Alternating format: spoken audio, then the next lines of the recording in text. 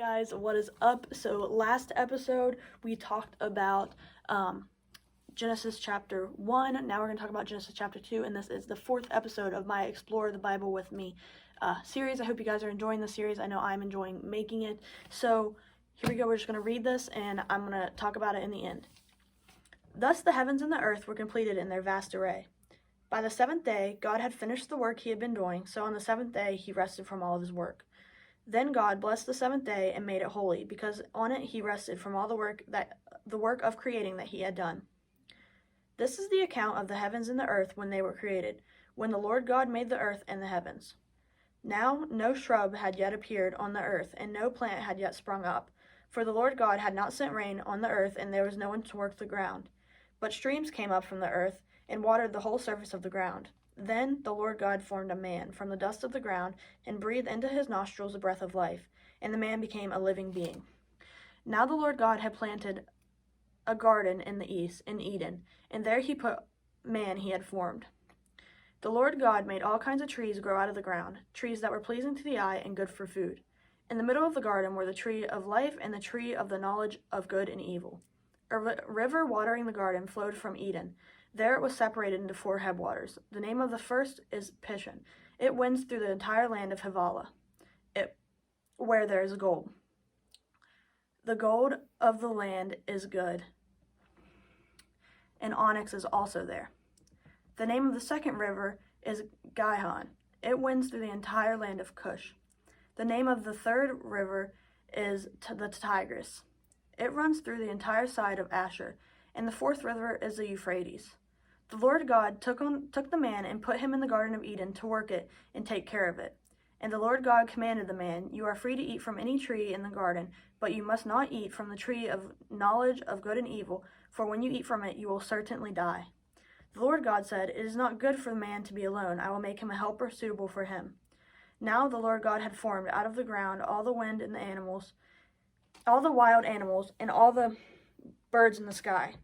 He brought them to the man to see what he would name them, and whatever the man called each living creature, that was its name. So the man gave names to all the livestock, the birds in the sky, and to all the wild animals. But for Adam, no suitable helper was found. So the Lord God caused the man to fall into a deep sleep. While he was sleeping, he took one of the ribs, and then closed them up with place with flesh. Then the Lord God made a woman from the rib he had taken out of the man, and brought her to the man. The man said, This is now bone of my bones, and flesh of my flesh. She shall be called woman, for she was taken out of man. This is why a man leaves his father and mother and is united with his wife. They become one flesh. Adam and his wife were both naked, and they felt no shame. So what I want to talk about in this, I'm sorry I was stuttering a lot during that. I don't know what was going on. But what I want to talk about is when God said he made the woman from the rib. Why did he take it from the rib? So if he would have taken it from the head, then she would have surpassed him because she would have been smarter than him. If he would have taken it from his feet, then the woman would be trampled by him. So he took it from the rib because that is the most equal place in their body, and they are both equal, have the same ribs, and they are equal. So he created men and women equal. And whenever he created the woman, whenever you listen to the last video when we're talking about Genesis chapter 1, every time he created something, he said, "and their various kinds." When he created the man and the woman, he did not say this. He said that they would become one flesh, meaning that they are equal, that they are one, that they are united. I have a bunch of notes here. So when he said it was finished, creating the world was finished, that means that everything was completed. So everything that's happened since then was meant to happen, and the ability for it to happen was in the creation of the earth. Also, when God said he rested on the seventh day, he didn't say he rested because he was tired, because he's God. He doesn't get tired, but he rested from work. And this symbolizes that we should also take a rest from work on Sunday, because this is a holy day. God created it holy, which is why we go to church on Sunday, because this is the day that God declared holy out of all the 7 days of the week.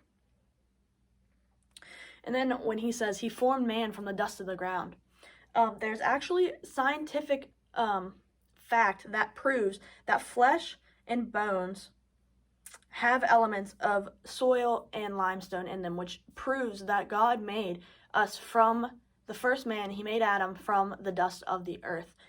and then he breathed life into his nostrils. Not only life, meaning he became alive, but life, meaning he gave him emotion and all of the things that come with being human. And then we have the tree of good and evil. You're probably like, what is this? I've heard about this a ton of times. The tree of good and evil. That's one of the main stories of the Bible. One of the most known stories of the Bible. Let me rephrase that. The tree of good and evil is a story that symbolizes, it is a metaphor for obedience. It symbolizes the obedience to God, because he tells these people, listen, you can't eat from this or you will die. And all they have to do is trust God. And then in the next story, you'll see what happens. You'll see what happens in chapter 3, whenever the serpent comes along and deceives them and changes their mind.